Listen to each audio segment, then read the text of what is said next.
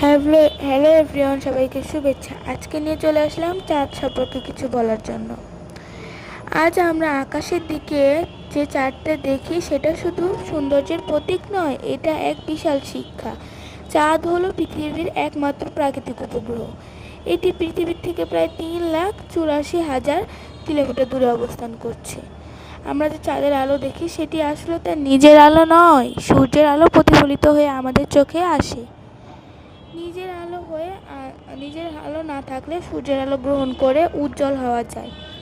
চাঁদ প্রায় 27 দিনে পৃথিবীকে একবার প্রদক্ষিণ করে, আর এই ঘূর্ণনের কারণে আমরা দেখি অমাবস্যা, চতুর্থ অধিচন্দ্র, পূর্ণিমা। চাঁদ প্রতিদিন একরকম থাকে না, কখনো পূর্ণ, কখনো অর্ধেক, কখনো সম্পূর্ণ অন্ধকার। আমাদের জীবনও তেমনই থেমে নয়, কখনো সাফল্য, কখনো ব্যর্থতা, কখনো অন্ধকার, কখনো পূর্ণ আলো। 1969 সালে মানুষ প্রথম চাঁদের মাটিতে পা রেখে সেই ঐতিহাসিক অভিযানের নাম অ্যাপোলো 11। প্রথম যে মানুষটি চাঁদে পা রাখেন তিনি ছিলেন নীল আর্মস্ট্রং।